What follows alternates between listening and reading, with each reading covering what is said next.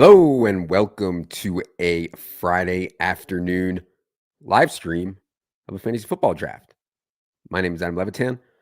I'm one of the co-founders here at ETR and had some time here on a Friday, so figured I would fire up something new, something different, a Drafters $1,000,003 Best Ball Championship. You can see here $15 buy-in, standard snake draft. It is indeed full PPR, 500K to first, very large field, 186 entries. Do expect this to overlay those. So I'm going to get in here and we'll see what pick we get. I have already uploaded the uh, Establish the Run rankings. Really easy to upload. You go to ETR. If you have a best ball sub, download our rankings, and you go here to the rankings tab, load the rankings, upload the CSV. I'm no tech lord, but even I can execute that. So it looks like we need some more people. Before we get started here, feel free to jump in if you want. Happy to hang out and talk some. Oh, and if you're interested in drafters, don't have a drafters account yet, I mean, not only is this thing going to overlay, but also they're offering $100 first deposit match if you use promo code ETR when you sign up. I didn't play the 15 that much last year. I did put, I think, 2 or 3 in the 250, which you see they just opened last year. Made a bit of a run. I think I finished 13th or 14th or something in it last year, which was a decent result. Obviously, not ideal. But yeah, I'll be in the 250 this year for sure when we get a little bit closer to the season. Other thing I would say about this format is there's no playoffs. It is literally just cumulative scoring. And I think that's an important point for strategy when you guys start thinking about how to play different formats. When there's no playoffs, obviously, injured players are way worse, right? Possible suspended players are way worse. Guys we expect to bloom later in the season, a lot of rookies. That's way worse.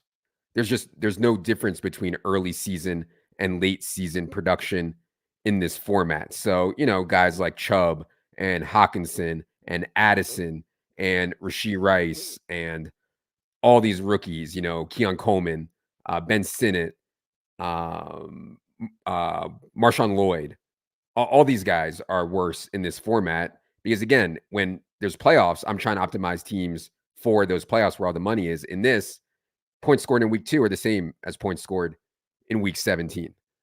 The other thing I would say about this format is uniqueness matters more. Like Puka wasn't drafted in every league last year, and I hate using Puka as an example of everything because he's such an outlier, but Puka wasn't drafted in every league of this last year.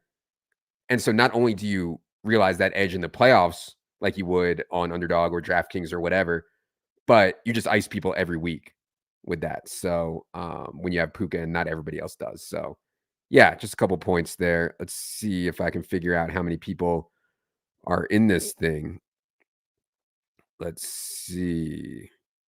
Is this it? No, that's one of my old teams. Let's see. How do I know when we're ready to rock? All right, I'm still registered, so we're still waiting for people here. Happy to answer any questions. Hang out. What's the optimal quarterback strategy for week 1 through 17 scoring system? So I think if you can get away with 2 quarterbacks, that's probably ideal in this format because we're trying to hit really high upside outliers. I mean, think about it. We have to beat 186,000 people. We're trying to hit some really big outliers at running back and wide receiver. We're not just trying to scrape by on a week-to-week basis. So I'll try to get an elite quarterback, most likely maybe stick to 2. When do I think Drake May starts playing? I think before week 8 or so, but I know that people, the New England media is all over Jacoby Brissett as the starter. Gooner says, been drafting lots of RB this year at the end of the first round. Is so much more optimal, gets real sketch real fast. Lots of good quarterback and wide receiver options. Yeah, it's tough. I mean, it depends what site you're playing on. I think on certain sites, FFPC, maybe drafters a little bit, you can get by. I just don't feel that comfortable with going to war with these 10th, 11th round wide receivers where they are. In a home league, the wide receivers who go in round 5, 6, 7, 8 are just smashes. So yeah. Top 25 in the 15 is an amazing accomplishment. I mean, we're talking about 186,000 entries. So I think Evan Ingram is one of the best value tight ends. So I, I think Evan Ingram is going to sustain that really high target volume. Um, you have Gabe Davis stretching the field on the outside. You have Brian Thomas Jr. stretching the field on the outside. You have Christian Kirk and Evan Ingram being high volume on the inside. Full PPR, I like Evan Ingram much more than half PPR. Has never been a huge touchdown score. Drafters is indeed full PPR. So my favorite tight ends are actually more like Trey McBride, Dalton Kincaid, and then later guys such as Noah Fant. But yeah, I'm okay with Ingram if I don't have a quarterback. Yeah, closing ADP value. So closing ADP value is always going to be huge. I mean, if you're using our rankings, the ETR rankings, I think you're going to get closing line value, or you have gotten closing line value already. But certainly in all best ball formats, closing line value is important. Mad Sox says, my team draft, go to draft. My teams. Oh, here we go. Let's draft. All right. I am ready. Let's draft. I am picking 1, 2, 3, 4, 5 in the 6th position. I do think it's pretty ideal this year to be in the top 5, I would say. 6 is okay. Just the further back you get, when you get through here, the difference between picks 12, 13, 14, 15, and picks 24, 23, 22 are not that different. And that's why it's kind of frustrating when I register for draft, when I do the high stakes stuff, I'm like, God, just please don't give me 10, 11, 12. It's just, I really feel like you are starting pretty far behind this year because of how flat this round 2 tier is right here. But yeah, pick 6 is fine. I'm certainly going to get a good player and be able to control the draft a little bit better here from the middle. All right. Lots of weird Brendan Ayuk smoke out there. Has the ETR opinion on how likely he gets traded changed? No. I don't think anything's happening there. I know there's been weird videos. I know he's not practicing. By the way, Jamar Chase isn't practicing either, but that doesn't get a lot. CeeDee Lamb wants a new contract also. That doesn't get a lot of press, but the Brandon Ayuk situation for whatever is being covered really hard. I don't blame him at all. I don't blame the 49ers either. Still think very confident something gets done there. Let me just see if I zoom in a little bit here. I want to make sure you guys can see this as best you can. Yes. What is slider view? Board view. Aha. All right. I think we like board view better. Let me know if there's a better way to display this. Does ETR have any data on previous winning lineups from drafters, tourneys? We don't. We have not looked at that. Fryermuth this year. Yeah, I'd encourage people to listen to the Establish the Edge AFC North podcast for more on Pat Fryermuth. I know Arthur Smith has been branded as like the tight end whisperer. I know they don't have another wide receiver besides George Pickens. I can see it. I'm just not excited about it. Do I think the higher buying contests are harder or softer on drafters? I mean, higher buying stuff is typically going to be tougher no matter what. But considering there's not a lot of data out there on the drafters stuff, would not surprise me if it was a little bit softer. And no Kincaid fears given his minimal success when Knox is healthy. I think that if Buffalo's going to have success throwing the football, Kincaid's going to have a big year. And I know they like Knox, but they drafted Kincaid to be an offensive weapon, not a tight end. And so, no, I'm not that worried about that. I do prefer McBride to Kincaid, and I know they go really close to each other. But yeah. Am I less bullish on Will Levis with the Hopkins news? Yeah, it's not great. I'll talk more about that in a second here. Let me just on the clock here. So pretty standard start here for full PPR, CMC, Lamb, Chase, Tyreek, Amon-Ra. I've seen a lot of people go Amon-Ra over Justin Jefferson, and I think that's totally fine, especially in full PPR. If I was in a home league here, I would take Bijan or Brees over Justin Jefferson. But given how fast wide receivers go here and how the mid-range kind of gets hollowed out of wide receiver, I'm going to go ahead and take Justin Jefferson here. But yeah, if people wanted to take Bijan or Brees over Justin Jefferson, I get it. I get the quarterback concerns with Justin Jefferson. I think Sam Darnold and JJ McCarthy are going to be fine. And I mean, the target share, just raw volume of targets for Justin Jefferson in a dome with a leaky defense. I mean, my God, he could easily lead the entire league in targets. And, that's obviously pretty valuable. Anyways, back to the Kincaid stuff. Oh, no, I was on the Levis stuff. Yeah, it's not great. I mean, DeAndre Hopkins is 32 years old with a knee injury coming into the season. It's not great. I don't think that is going to shake Brian Callahan from running this team the way he wants to, which is extreme pass heavy. Everything they've done has led to or been about being pass heavy. So I think they're still going to do it. I don't think Treylon Burks is going to win as an X receiver, but he's more talented than a lot of teams, wide receiver 4. So yeah. All right. If I get a top 7 tight end, what's the worst second tight end you're comfortable with for a 2T build? I'm so high on the Noah Fant stuff that sometimes I do 2 tight ends with Fant. Lately, I've been mixing in a lot of Bo Nix, Greg Dulcich backdoors. But yeah. Sinnott or Ertz and DK best ball. I think Ertz will be the starter for sure this season, to start the season. They've already been talking about Sinnott in like H-back type stuff. And Cliff Kingsbury loves Zach Ertz. Remember, Cliff Kingsbury played Zach Ertz over Trey McBride when Trey McBride was a rookie there in Arizona. So I haven't really been taking either one, Sinnott or Ertz. If I have Jaden Daniels, I'll consider taking one of them. You can Shanahan basically making out during practice. I'd like to see that. That's interesting. How do you rank Chase Brown, Corum, Benson in half PPR? I'll answer that in a second here. All right. Yeah, so Taylor over Gibbs, probably not something that I would do here. Barkley over the receivers, I'm fine with. I mean, depending on where wide receiver stuff goes. For me here, from an ADP perspective, it is Nico from how do I get back to our rankings? Reset to default order.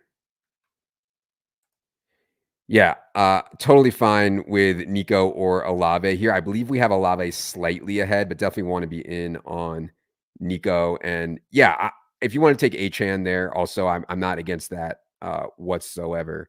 Full PPR though, I would lean more towards Nico. Achan in more touchdown heavy formats, I think is okay. There goes Debo. Reset to default order. I think this is our order. All right, so I started Justin Jefferson, Nico Collins. Pretty happy with that start. You see B-Max starting to build out Miami stuff here, Tyreek and HN. One thing I wouldn't do is Tyreek, Waddle, HN starts or Tyreek, Waddle, HN starts. Or just to use your first 3 picks all from the same team makes it really hard. But 2 of them I think is okay. I think, especially on Miami, who can score so many points. Yeah, Chase Olave is certainly a nice start there for Coach Bell.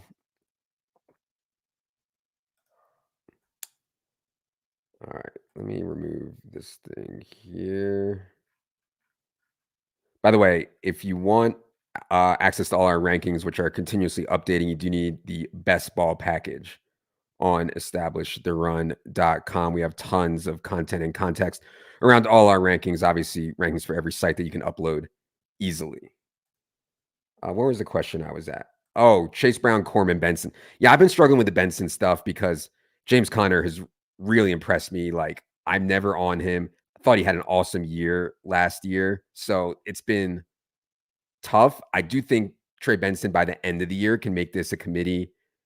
James Conner's also been hurt every year. But for now, I'd probably have it Chase Brown 1, Benson 2, Corum 3. All right. This is quite early there for Trey McBride.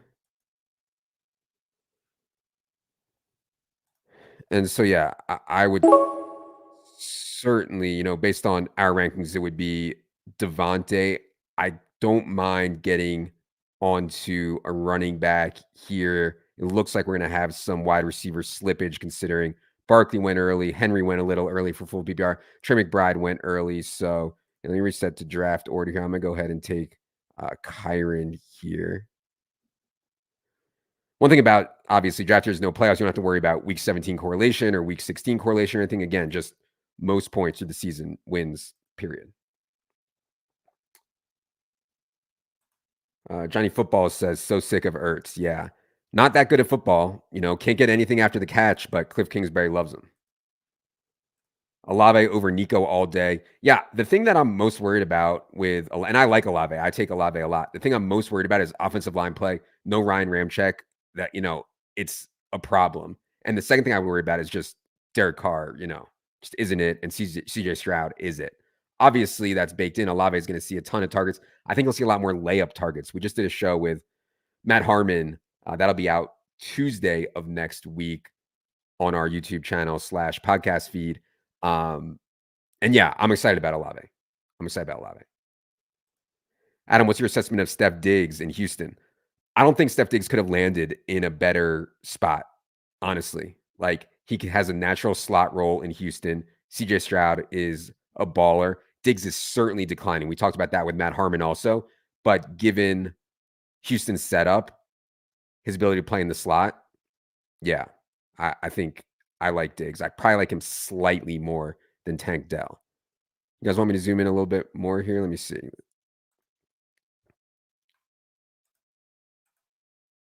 How's that? Is that better? James says my go-to stack. I'd say the thing I probably have most right now is McBride, Kyler, Michael Wilson stuff. That's probably what I have most of right now. You can read my article on the site about why I like. There's an article on the site called "Things I Think 2024 NFL Season." You can read that for more on why I like Arizona stuff this year. All right, one pick away for me here. Certainly want to be looking wide receiver here after I deviate running back. There goes Amari Cooper. So Zay Flowers is our highest ranked player and highest in ADP. I think that is a pretty easy pick for me, especially considering Lamar Jackson hasn't gone yet. I don't think Lamar will make it back to me, but if he does, that would certainly be sweet. So yeah, pretty easy Zay Flowers pick for me here.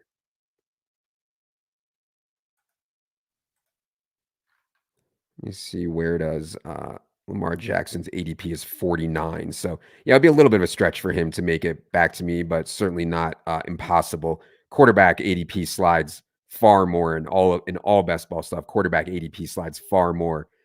Well, there goes Lamar right after me, but quarterback ADP does slide more than any other positions. Like, I'll be drafting sometimes and CJ Stroud will just suddenly be like 20 spots past ADP, or Dak will be like 20 spots past ADP. What happened here? And it's because people are so focused on stacking that if they don't have Dallas guys or they don't have Texans guys, they just let it go. There goes Dalton Kincaid, which is a little frustrating. I would have liked to get Kincaid coming back here for sure.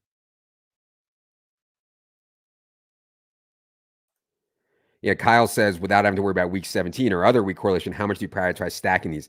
Still a big priority. I want to limit the number of things I want to get right. If if Jefferson has a huge year, I'm going to need probably JJ McCarthy or Sam Darnold. If Nico has a huge year, I probably need Stroud, et cetera, et cetera. So yeah, I need these guys to hit in massive ways. And when they hit in massive ways, their quarterback comes along with them. So yeah, I'm still super in. Super in. Age model could strike Diggs. There's no doubt. I mean, he's declining. Absolutely 100% declining. All right, coming back to us here. 3 picks away. So quarterback options are not ideal here right now. I can certainly put CJ Stroud in my queue to go with Nico Collins. I wouldn't be opposed to naked Anthony Richardson, but yeah, probably not going to reach ahead of ADP for him. Don't think there's any running back plays for us here. The Rashee Rice's possible suspension would probably make me avoid him. I've been out on Pickens, but this is way past ADP. It's not the worst pick in the world. I think ideally, though, we'd get Mr. Andrews here. Do want to be sure I address tight end here. There goes Pickens. Well, fantasy numbers is either watching this or using ETR ranks because, yes, he sniped me once again here. So based on our ranks, it is wide receiver here. I think I'm going to go in a normal format. I would take Rashee Rice. I can't take him here with the suspension. I'm going to go ahead and take a leap here on Mr. Pitts. Much would have preferred Kyle Andrews there, but does set up a stack for me later with something like Mooney and Cousins that I can certainly do. So not ideal spot there. Didn't want to go running back after I already had Kyron here in a full PPR setting, back to Rashad White or James Cook or something middling like that. I'm totally fine kind of passing over that tier and think there's some guys later at running back that are certainly undervalued a little bit more. Kenneth Walker, Jalen Warren, Najee, the Bengals guys, the Titans guys. So, yeah, we'll be fine at running back. I'm not worried about that. And, yeah, Rashee Rice would have been a no-brainer pick for me here if this was not a full season format. But even a 2-game suspension for Rashee Rice in this format, if you burn a round 5 pick on him, that might be too much. If it's a 4-game, it's definitely too much. All right. Is Darnold a solid pick in this format? I don't think so because you need guys playing all year. I mean, that's the whole thing. So I don't really think Darnold is a great pick in really any format other than redraft. I don't really take Darnold in best ball stuff. Oh, I think Taysom Hill is viable in any format where he's a tight end. He's viable. Yeah. I mean, he plays tight end and he has huge spike touchdown weeks, like certainly. Yes, Underdog has something called the Marathon, very similar format to this. Might be identical. I'm not sure, actually. All right, coming back to me here. Had some wide receiver picks go. Calvin Ridley certainly moving up in ADP with the DeAndre Hopkins injury. So yeah, we can certainly, Evan Ingram is our highest ranked player and best in ADP.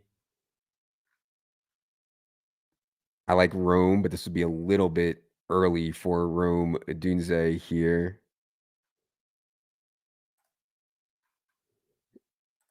Jaden Reed is certainly an option, as is George Kittle.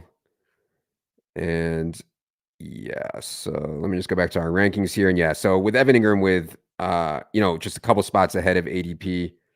Oh, I already took Kyle Pitts. What am I doing? Yeah, I actually think that this one is Jaden Reed here. And that can set me up for some Jordan Love stuff also. And I actually think there's a lot of ways you can play Jordan Love backdoors too. So I'm actually fine with that. A lot of guys go after Jordan Love, guys like Romeo Dobbs, Luke Musgrave, Tucker Kraft late go after.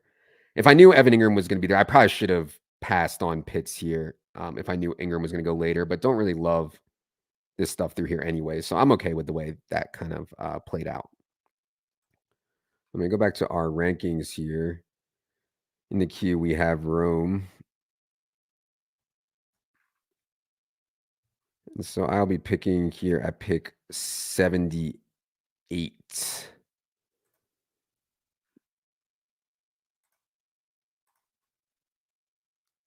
And we're a little lower on Lad. I want to make sure that I am setting up my stack. Sometimes when I get into these spots where I don't have quarterback yet, the guys that I like to take are a lot of the guys that can set up the back doors. Obviously, Kyler is okay with something like Michael Wilson, but not ideal. I'd rather have McBride or Marvin Harrison. Same with Burrow. It's okay, with something like Yoshi or Burton or Jasicki, but I'd much rather have Chase or T already. Dak is one you can do with Cooks, even if you don't have Lamb or Ferguson. But the ones I like most are here, Jaden Daniels and Jordan Love for the backdoors. Yeah, not much great at running back here. Still not concerned there. Want to keep loading up on super talented wide receivers. Already took our tight end here. Can't get by with two, but like I don't want Pitts and Ingram. I just think that's like too much draft capital there. For one. So there goes JSN and there goes Brian Thomas. So easy pick for me here. Kyron and David Montgomery, I think just rock solid full year plays.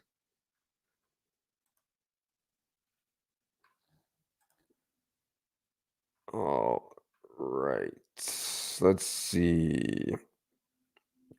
I'll get back to some more questions here. Thoughts on Rachaad White? Understands he's inefficient, but Bucky Irving seemed like a threat at this point. Bucky Irving doesn't seem like a huge threat. I think they love Rachaad White. He's been outrageously inefficient, but so has most of, or really anyone that's run the football for the Bucks. I think Rachaad White's boring, but okay. I have some systemic concerns that without Dave Canales, this team is going to regress on offense, and Baker Mayfield's going to regress. But yeah, Rachaad White just structurally, I don't take a lot because I'm typically taking tight end through that range. Like, where did Rachaad White go here? Rachaad went 63 here. Yeah, like I think that's fine. And maybe I could have done something like that, like a 2v2 Ingram or something like that instead of here, and Rachaad White here, but I don't love it. Like I'm not like excited about, I'm not fist pumping in on Rachaad White, if that makes sense. How far would Pickens drop if Ayuk to Pitt? Oh, massive. I mean, we don't have that many. I think Pittsburgh might be the most run heavy team in neutral situations in the NFL this year. We already don't have many pass attempts for this team. If Justin Fields ends up playing games, it's going to be worse. I mean, yeah, it's like the worst.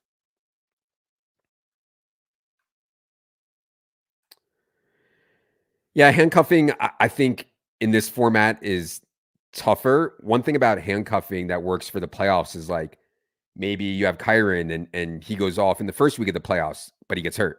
And then Corum goes off in the second week of the playoffs. And then Kyron goes up. That's how you could win, I think, with handcuffing. In this format where I'm trying to get the most points every single week, I'm less likely to do it. Speaking of fantasy, did you see the new edition of Dungeons and Dragons just dropped? I mean, I'm a stone cold virgin, but I have no idea what you're talking about. All right, we are up next here. Could certainly make a reach on Jaden Daniels ahead of Burrow and Prescott if we wanted to, especially considering Jordan Love got sniped from us here. Do want to get on Cousins as well. Not really excited about any of the running backs through this range. I think Josh Palmer is okay, but I am going to go with Jaden Daniels here and try to set up some backdoor stuff. If Jaden Daniels hits, he's going to hit in a big way. I'm not that confident he's going to hit, especially given their offensive line. But if his scramble rate in college was higher than Anthony Richardson's scramble rate. Ben Gretsch talked about that on that ETE pod I was referencing on the NFC East edition. I mean, Jaden Daniels could be an elite rusher in the NFL. I'm not confident saying that, but it's at least possible. Now, let's see here. Do need to get some. Don't need as much correlation with someone like a Jaden Daniels. If I have him single stacked or whatever, I think that's totally fine. But yeah, a nice pick here from Coach Bell, waiting on Joe Burrow, gets all the way here for his Chase stack. He also has a Kyler McBride stack, which I already said I really, really like this year, the Kyler McBride stuff. All right, we're going to be picking at 102 here. Could go for Dak backdoors, have the Cousins play available to me as well. And I think you could even make a Stafford play um, with Kyron and then try to backdoor into Demarcus Robinson or Colby Parkinson, who I like as a sleeper there. So yeah, just thinking through the Dak stuff at this point. Ferguson's already gone. Cooks is there. Probably will pass on that. Singletary and Tajee Spears certainly fine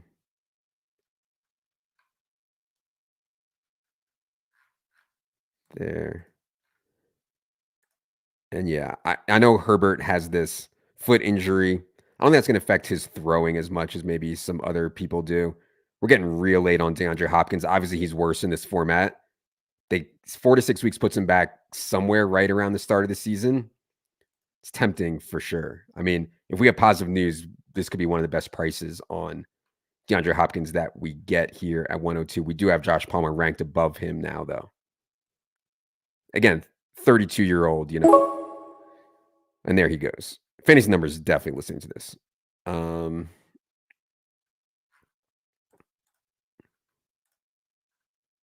Yeah, and Joku I think is a pretty solid pick too. If I did not already have Mr. Pitts, but I think a little correlation, not ideal, but you know what? I'm gonna take Josh Palmer here, another wide receiver. Um, Thought about Brian Robinson. I don't think Jaden Daniels is going to be a guy that throws a lot. Certainly could take to running back, could take Eckler to here. He goes a little bit later. So we'll see what happens there. Already have two running backs though, and don't want to be sure I'm real strong at wide receiver here in full PPR.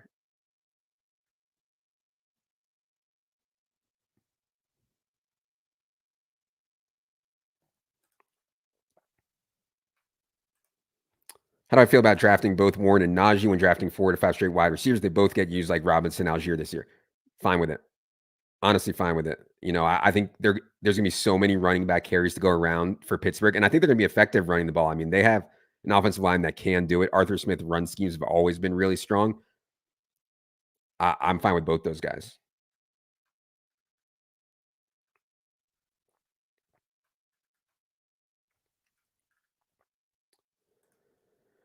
Who would be my targets at the 1-2 turn in PPR home leagues? I'd have to think about that a little bit more. I'd have to look at our rankings. But the point that I want to make and keep hammering home about home leagues is you're going to get Malik Neighbors, Roma Dunze, T. Higgins, Jackson Smith, and Jigba. I mean, these guys are going to go so much later compared to best ball. You don't have to force it early. Yeah. Do I still do home leagues? So I'm in a league with my friends from high school. This league has been running since 1997. Pretty insane to think about. People aren't as into it anymore. We used to live and die with it, but it's still cool. And then, yeah, I'm in some with college too, with my college friends too. So those are the 2 season-long ones that I focus on the most. Are you still a virgin if you're doing backdoor stuff? It's a great point there by Dan. How much do I ding a running back with a poor offensive line like Washington? Yeah, it's not great. I mean, we try to bake that into the rankings, but it's not great. For a home league, would I prefer holding off in a league QB to grab Kyler or Daniels later on? Kyler, I'm fine with. I probably wouldn't want to go into a home league with Daniels. I would want to have Daniels on my bench to see how things go. All right, we are 2 picks away here. Njoku goes. We are at pick 114.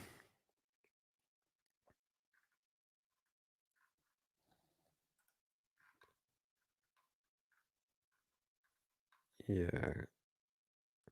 Like these pocket passers unstacked. I don't love doing it like that. I don't mind these guys, Tua, Purdy, Caleb.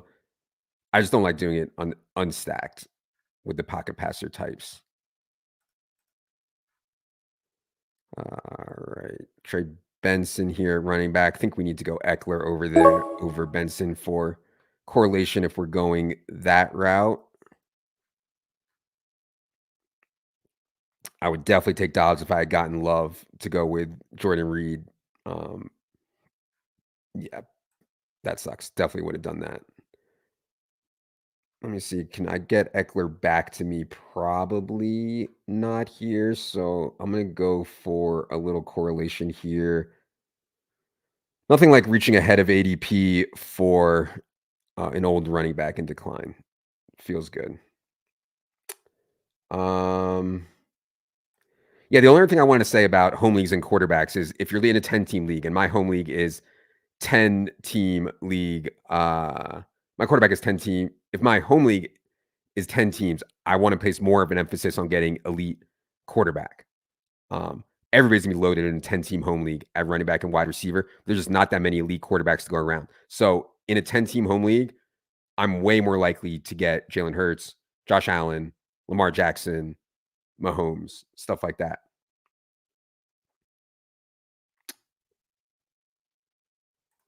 What do I think about Isaiah Likely? So Mark Andrews has been a massive slot player. Isaiah Likely's been a massive slot player. Unless that changes, it's hard to see Isaiah Likely breaking out in a big way unless Mark Andrews gets hurt. So one thing that I do that's like outside of the box a little bit is I can't in this format, but in other formats, like just take Andrews and Likely, eat the zero during the bye week, but hopefully have a really strong tight end option every other week. But yeah, I like Likely. They've been talking him up. I think he's really good. I just have yet to see it from Monken or really anyone else that Andrews and Likely can play together effectively. All right, 4 picks away here. Certainly have Jahan Dotson on my radar. We are getting significantly past ADP on Caleb Williams here. Unfortunately, I don't have any Bears. Would have liked to get Rome Dunze. I suspect Justin Herbert is going to drop here given the Q tag and his foot issues. So that's certainly an option.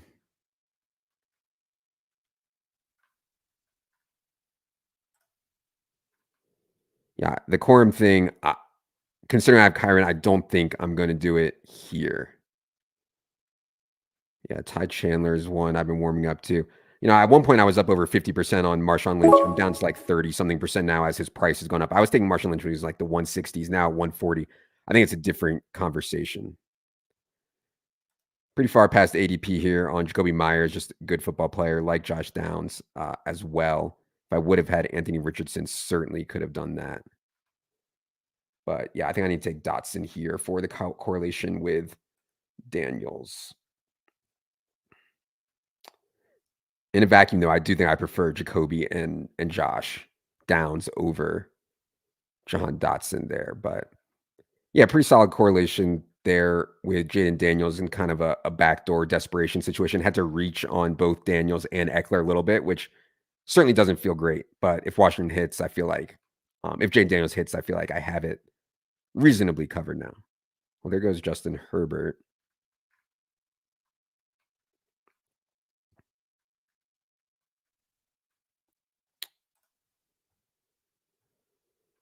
All right. Scorpion says, "Hey, Adam, do the ETR rankings take into account donkey coaching staffs like Green Bay who want to run 5 wide receiver rotations and play AJ Dillon and goal line packages?" So this is how it's not just straight science. People think that like, oh, it's just a bunch of guys running a model and it's algorithmically based. It could not be further from the truth. Like we are in there every day, and we saw all the Marshawn Lynch, AJ Dillon stuff today. We are in there every day discussing like, hey, what should we change AJ Dillon's touchdown rate to? What should we have the split between Marshawn Lynch and AJ Dillon between Marshawn Lloyd and AJ Dillon now? And like, yeah. So of course, all that stuff is taken into account. Once we feed the model how we think the playing time is going to go, it starts to capture all the other stuff like how good the players are based on historical stats, implied team totals, all that stuff. So yeah, certainly all taken into account. Dan says feels like Jonnu Smith is a must in every draft right now. I'm curious why'd you say that. I'm not against Jonnu by any stretch, but I'm haven't seen any new news really on Jonnu. All right, we're 3 picks out here. We're gonna be coming in at pick 139. Certainly can go Kirk Cousins. Wonder did Mooney go yet? Mooney did not go yet. Okay.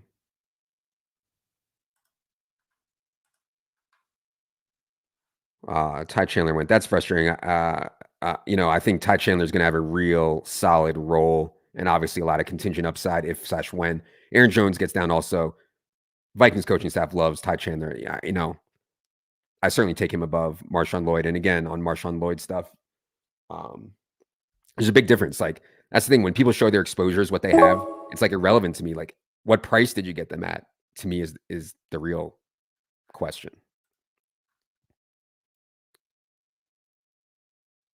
Yeah, Big Mike's a tougher sell here in this format for sure. Same with Hawkinson. So yeah, I think it's a pretty easy Kirk Cousins pick for me here.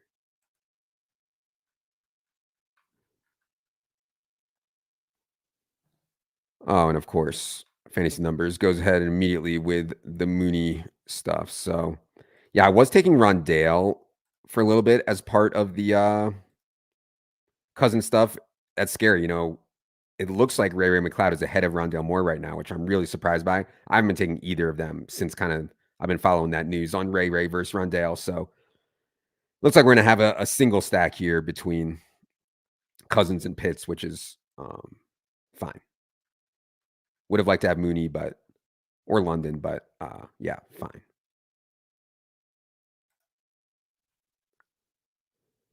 I think the question now is, can I ride with just Daniels and Kirk Cousins at quarterback in full PPR? I'm okay with that. I may look to tack on a very late quarterback, but I don't think I'm going to be really going hard for that. Like Stafford or Deshaun Watson. I don't think that's going to give me a lot versus some of these other guys down here way later taking shots on. Yeah, Chubb obviously in this format is way worse.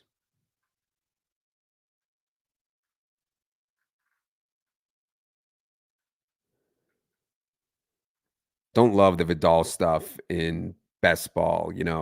Could easily be a stone cold zero. I mean, easily. Could also be a big hit, but that's why I would take Vidal in a home league. I mean, you see how fast it thins out, at wide receiver here. Actually, my favorite of these is probably Michael Wilson for game environment.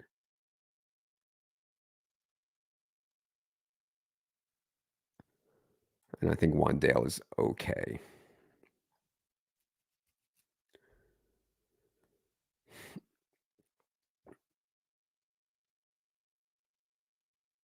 Oh man. Oh my god. I wanted both of those guys. I wanted Algier or Taysom Hill. These guys are on it. All right, we're here at pick 150. I think we're gonna have to reach a little bit here.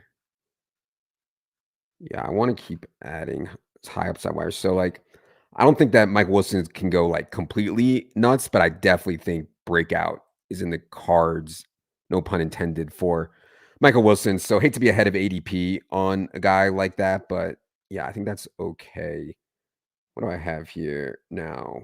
One, two, three, four, five, six, seven wide receiver, one tight end, two quarterback, three running backs. Yeah, Algier would have been a great pick there for me. Um, yeah, just like Ty Chandler would have been. So yeah, not the softest room I've ever come across here. And yeah, Taysom Hill probably would have been a good pick for me as well there. Let's see here. Coming up on pick 163.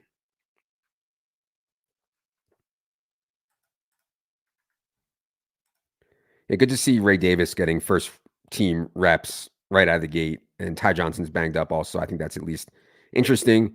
McLaughlin, I think, in like a Sproles type role in Denver can be okay. I know Khalil Herbert and Roshan Johnson played in the Hall of Fame game last night. I wouldn't read too much into that. They were so thin at running back. I mean, they had no one. All of their like dust ball running backs were banged up, so they kind of had to do that. Get to some later running backs a bit later. Don't think I'm going to go Wandale here, given low upside and already have seven wide receivers.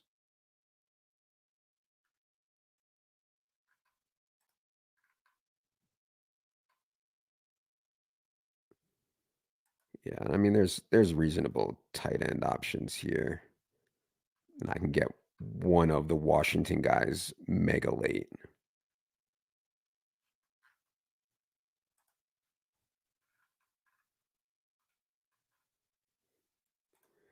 Oil says that's 5 Marshawn Lynch in 2 minutes. I can't stop saying it. It's wild. Every time I think Marshawn Lloyd, it just comes out Marshawn Lynch.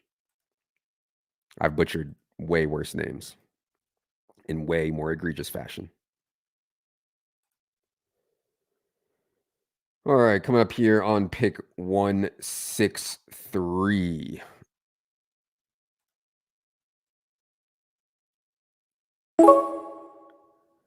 And there goes Marvin Mims. Yeah, so at tight end, I understand that Hunter Henry has better ADP. I prefer Noah Fant in this setup. So I know I'm reaching a little bit here this late in the draft, though. I'm certainly okay with it. Definitely need tight end help on this team. Go Fant there. Does have a different buy than Kyle Pitts. So if I had to, I could stick with two. But again, I think I'm going to end up backdooring one of the Washington guys, either Sinnott or Ertz.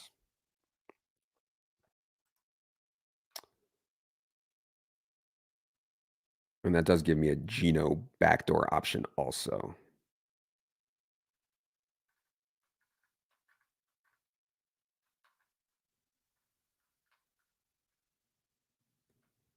I know some people were worried about Sam Howell taking Geno's job. I mean, the more I thought about that, I mean, Sam Howell was fun for fantasy last year, but real life takes so many sacks. I mean, it's just hard to win with Sam Howell. So I don't really think Geno is under that big a threat.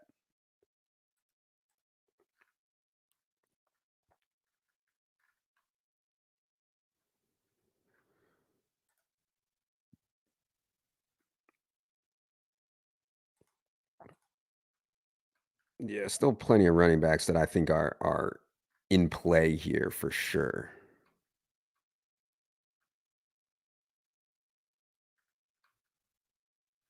Atlanta.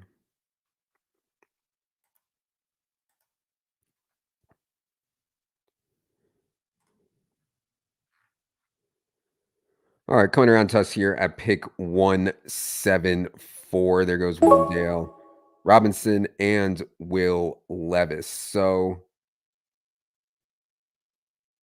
Geno certainly by ADP.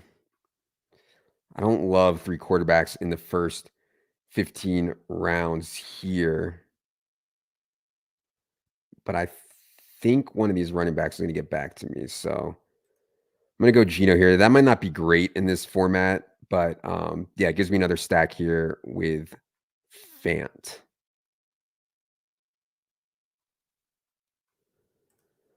All right.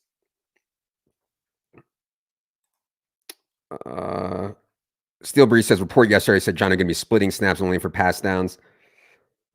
That would surprise me a little bit. I have so much faith in Mike McDaniel, but yeah, we don't have a great projection on Jonnu. I think when you're taking Jonnu, you're betting on Mike McDaniel being able to scheme him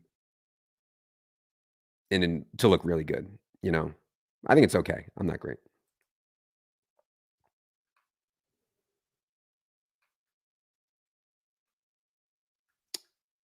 Right.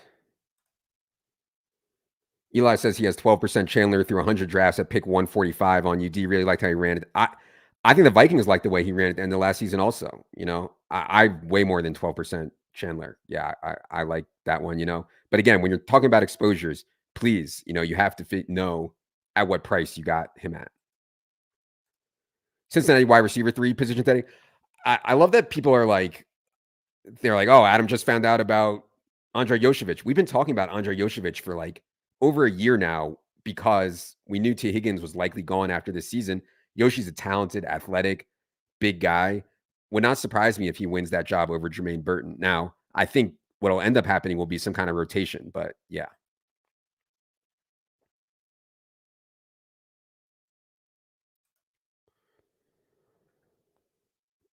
All right, coming back to me here at 187.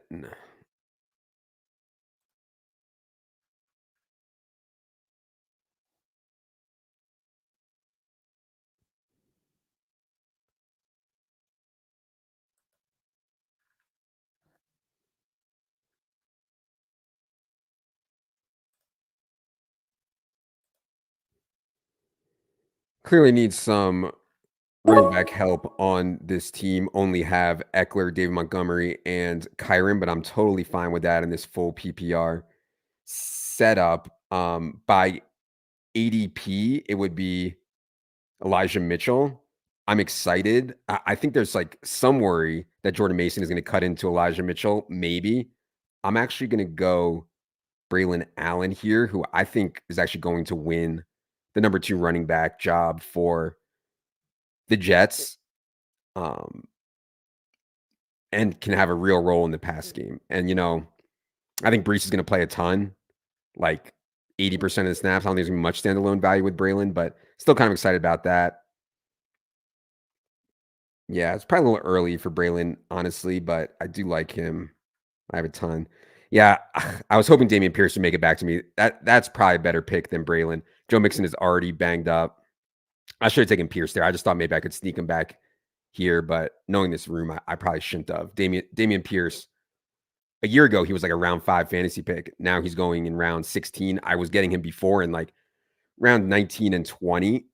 Seems like the offseason rhetoric from the coaches, and the coaches did not like the way Dameon Pierce played last year. Offseason rhetoric seems good. I mean, offense is going to be awesome. Yeah, I should have taken Dameon Pierce there over Braylon Allen. On the Bears running back stuff, I think Khalil Herbert is better than Roschon Johnson. My bet is on Khalil Herbert actually playing a lot more than people think. Like a lot more.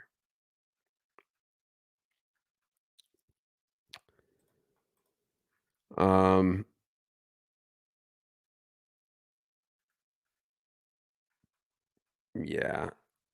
I probably butchered this at running back. Probably.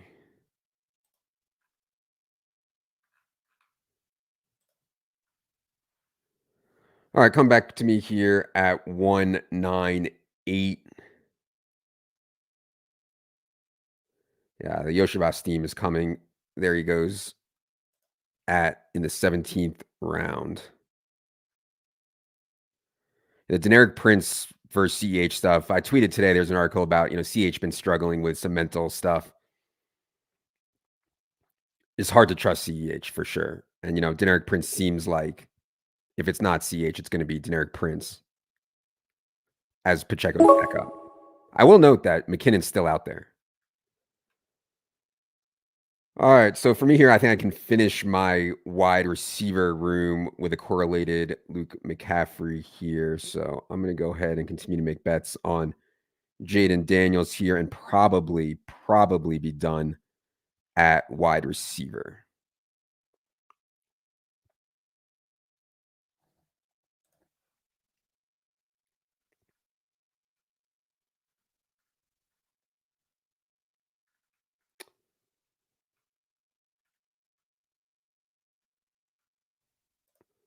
Dylan says, thoughts on starting RB and full PPR home leagues when picking from the back 8, 9, 10.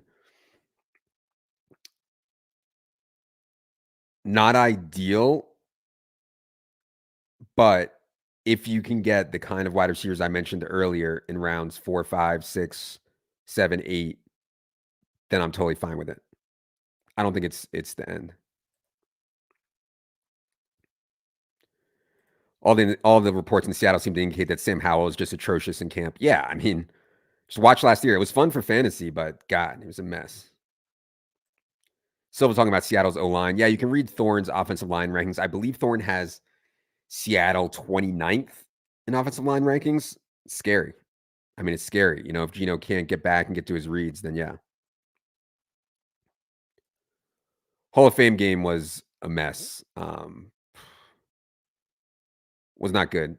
Got wrecked in DFS. Just had bad information on it, but there's so many more slates. I believe there's 12 or 13 preseason slates, and we'll have bigger edges, I think, in slates where there's more games, obviously, coming up. Sinnott and Shipley go here. Yeah, it's a pretty sharp room here. Shipley obviously been rising a lot lately. Talk that he could usurp Kenny Gainwell. Reminder, if you're interested in playing on drafters, not only is this tournament likely going to overlay, but also they'll give you a $100 first deposit match if you use promo code ETR. So yeah, I mean, pretty good spot. If you're into this lotto style stuff, $15, chance to win 500K. All right, come back to us here at pick 211. It is getting scary for me at running back. I think Dylan Laub is likely to be the pass down back for the Raiders at some point this season. And maybe, I doubt it, but maybe he could squeak in a little bit of base work. So in full PPR here, I'm a little bit desperate in round 18. I try to make my Laub picks more in round 19 or 20, but I'm a little bit desperate here at the running back position. I'm going to need Kyron to just absolutely smash again this year.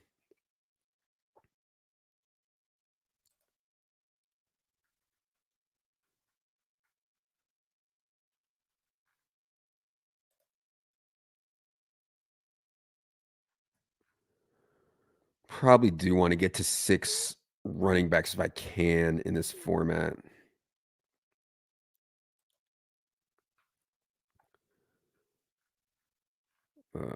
One thing I don't do is I don't just like take players. I don't like just to be like, I need a 6 running back. Let me take someone I don't like. Like I don't like playing like that whatsoever. 5 running backs in this format in 20 rounds, I think is fine. We're already betting on these guys, Kyron, Dave Montgomery, Eckler being really good.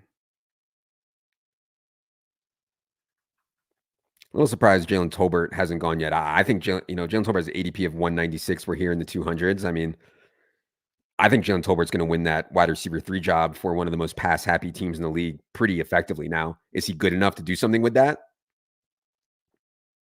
We'll see. But I take a lot of Jalen Tolbert late, and there he goes there.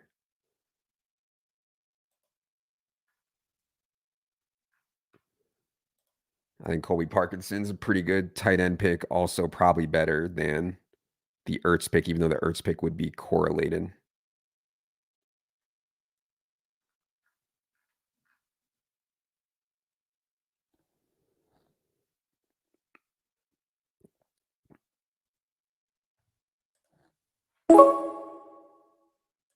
Oh my God, fantasy numbers took Trey Sermon. He's like watching my queue. The only thing I'll say about Trey Sermon, I don't think Trey Sermon is very good, but Indy or good at all. But Indy has done nothing behind Jonathan Taylor other than just be like, hey, we're going to roll with Trey Sermon as the backup. So yeah. All right. For me here, I actually think I need a breakout. I think a much better chance of breakout, even though Ertz is correlated. Much better chance of breakout to me is Colby Parkinson. So I'll go with that. If they continue to run 11 personnel, I'm talking about the Rams 95% of the time. They led the league in 11 personnel last year, 3 wide receivers, 1 tight end. If that's true, and Parkinson beats out Davis Allen, which is all the reports right now, and Tyler Higbee doesn't come back anytime that soon, then I think Colby Parkinson is pretty strong and probably stronger in this format than in other ones because with playoffs, I'm worried that Higbee's coming back. With no playoffs, Parkinson has a chance to, run with this for a while. All right, so either running back or wide receiver for me here. There's still some chance P. Ryan gets cut and goes to Dallas or Cincinnati. Justice Hill got some hype as like the passing down compliment to Derrick Henry. I think you can do worse than that. Not much else there. There was some worrisome stuff on Elijah Moore. He's had a history of concussions and then had another concussion in practice. God, I do not want to take Ray McLeod. I know it's correlated. Someone did take Ertz. That's interesting. All right.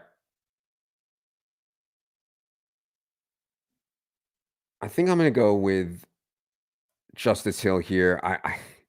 The P. Ryan stuff is like on P. Ryan, I'm just hoping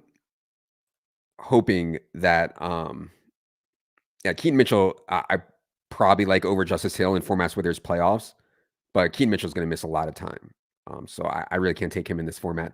But anyways, Piron getting cut and going to Dallas or Cincy would be good, I guess, but getting cut is just like not good in general. And so I think I prefer Justice Hill right now as the passing down complement to the Ravens. So not the cleanest draft I've ever done, but I'd give it a, I don't know, C plus or something like that. Yeah, probably don't want 3 quarterback and 3 tight end here as often, but I like the guys that I got in those spots. Probably not strong enough at wide receiver, considering I'm not that strong at running back either. So, yeah, and I would have liked to get one of the McBride, Kincaid, Andrews here instead of Pitts. Got sniped a lot. Was not the easiest room, but yeah. Yeah, let me see if there's any more questions here before I get out of here. Big Draft Energy says round 20, Miles Sanders or Jamal Williams. Yeah, I mean, Miles Sanders just seems dusted. I mean, they drafted Jonathan Brooks, and they're talking about, they played Chuba Hubbard ahead of Miles Sanders last year. I think they're going to continue to do that. So, tough sell for me. Jamal Williams, I'm leaving the light on for Kendry Miller, but I get it on Jamal Williams, just not the kind of player that I take when I'm looking for upside. Where would I spend up in a 10-team auction? I would ensure in a 10-team auction that I get really good tight end, really good quarterback. Doesn't mean you have to go nuts, but like one of those top 4 or 5 quarterbacks and one of the top 7 or 8 tight ends, I'd be sure that I get. Matt says, how do I decipher training camp hype? Some say player X is killing it. Others say he has a lot of work to do. I don't pay attention to how players are doing, quote unquote doing, period. Somebody says they're having a great day camp. I don't give a shit. Someone says that they're having a horrible camp. I don't give a shit. That is all in the eye of the beholder. That is all speculation. What I do care about is players working with which groups and coaches or inside reporting. Sources say Alec Pierce is getting benched for Adonai Mitchell, or AJ Dillon is getting all the first team reps while Josh Jacobs is out.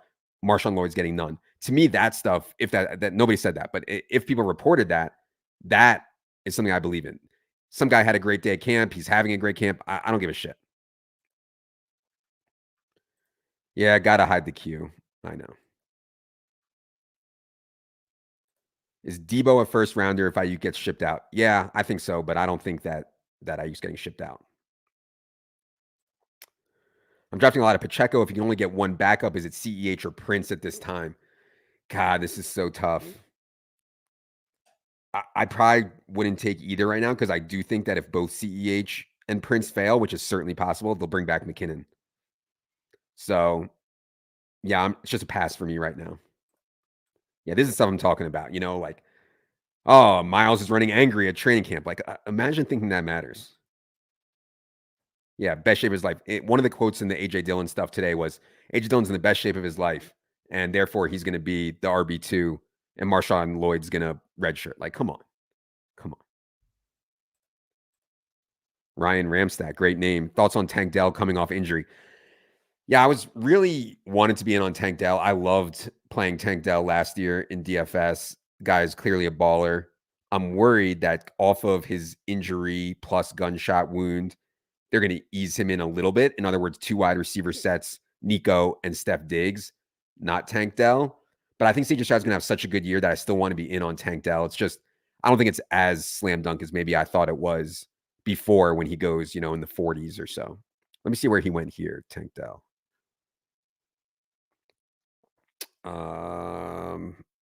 Yeah, here he is at 39 overall.